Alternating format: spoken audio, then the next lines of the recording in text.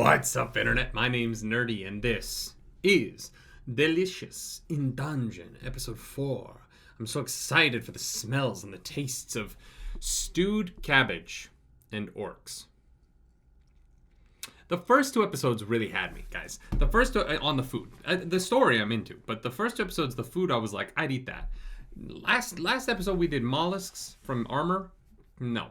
And stewed cabbage orcs, I'm good. So maybe the show will convince me that this is something that I would eat. But just on title alone, this is a menu item I'm skipping over to get to that fettuccine alfredo, because I'm lactose intolerant and I like punishing myself. If you want the reaction and punish yourself, go to patreon.com/nerdynightly. But if you don't, stay here because you're already here, and let's fucking do this.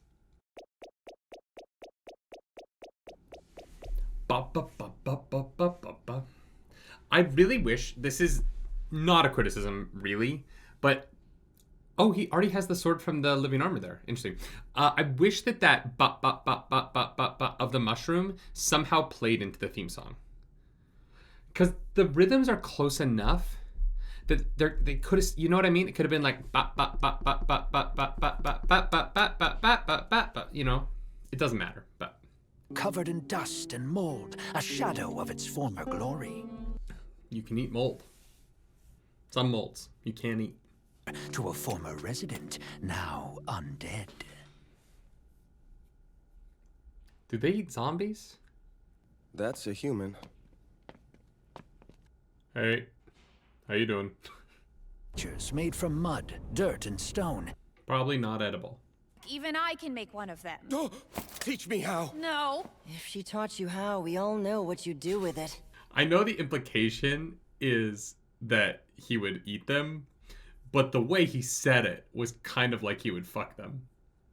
What's the harm? I might not like magic much, but I love the hat on top of the helmet. I want to cosplay him. Just walk around a con. And anything you plant on them is guaranteed to grow. They do all the hard work for you. It's actually kind of brilliant. Like, they're made of literal, like, mud.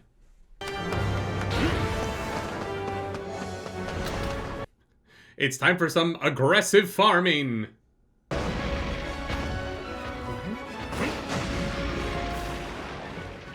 You mind helping me harvest all the veggies off them? I couldn't even tell these were gardens on their backs at first. Wow. Give me a hand pulling up these weeds. Potatoes. Boil them, mash them, stick them in a stew.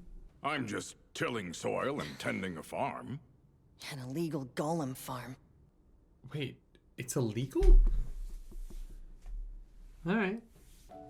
Taro, Jiro, Saburo. You really do care a lot about these golems. That's so amazing. This is so weird. Nothing hard about it at all. It's a thing I like doing. Do they end up together? Leos and Senshi? Do they get married and have like a weird, like, homosexual monster-eating commune? Doing things your way with magic is the same as buying veggies at the store. There's nothing wrong with that. It's ready. Damn. I'm not a cabbage guy. I don't like cabbage, but I would eat the fuck out of some basilisk bacon. I feel like taking a nap now. Go on and take one. I got a few chores I need to do anyway. Leos' sister is just slowly being digested by a dragon. It's really not a big deal. In a dungeon where there's a lot of foot traffic, there are designated areas for restrooms. Thank God for that. What is it? What are you doing? I'm gonna fill up my fertilizer pots with the slop from the toilets. But now there's only 3. If they're gone, the monsters from the lower floors would find their way up here. That'll force the monsters that live here now to go who knows where. Since she's literally keeping the entire ecology of this world intact. Makes me feel like when I step foot in here, I'm a part of it all. And that makes me happy.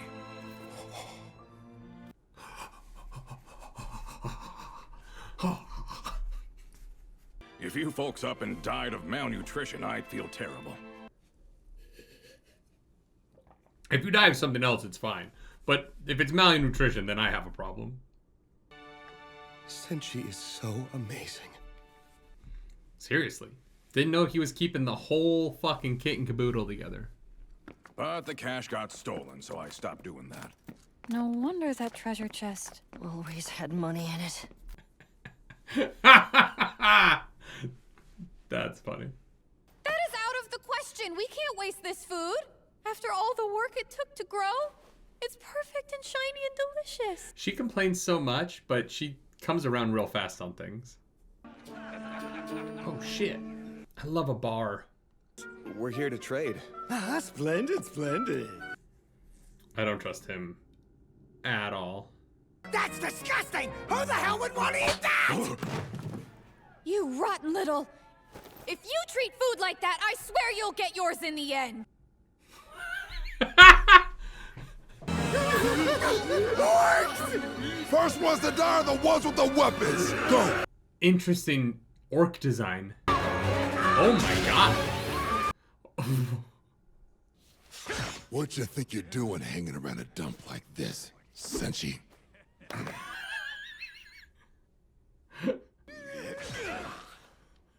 You in a party with this lot? That's right. They just murdered everyone in this bar. You think I tell you, a human, where our village is? Fat chance. Chief, we done killing everyone. So dark. This show is so weird. That stuff's not rotten, it's fermented. Don't you dare throw it away. Bring it. And I don't know if you noticed, but the orcs also grabbed every sack of flour in the kitchen. So he's gonna make bread? We can make bread! I can make bread with it! Bread! Bread! Bread! Bread! Bread! Bread! Jesus Christ. This is wild! Are you playing with mud? Huh? Are they gonna eat that baby orc?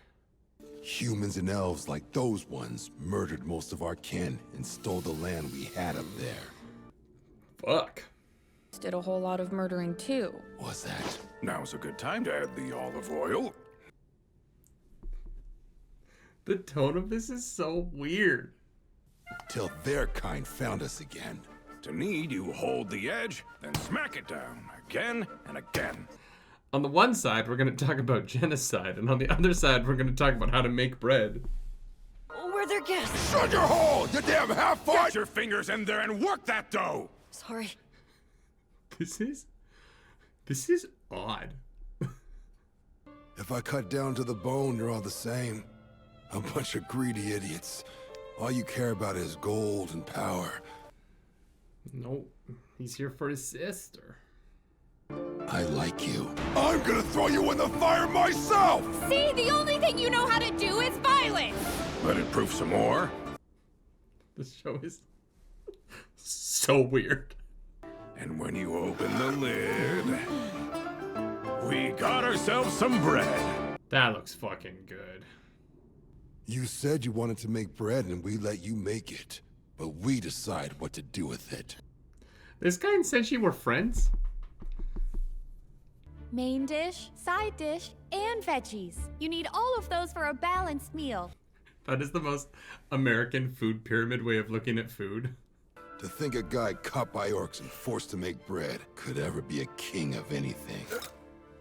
Well, good luck to you. If anyone should be king of this castle, it should be Senshi. He's already the one taking care of it. Delicious dungeon food brings folks together. Delicious in dungeon. All right. Fascinating. I really didn't expect this show to try and do such a complicated cultural conversation. And it kind of handled it okay. You know what I mean? It wasn't overly offensive. I think that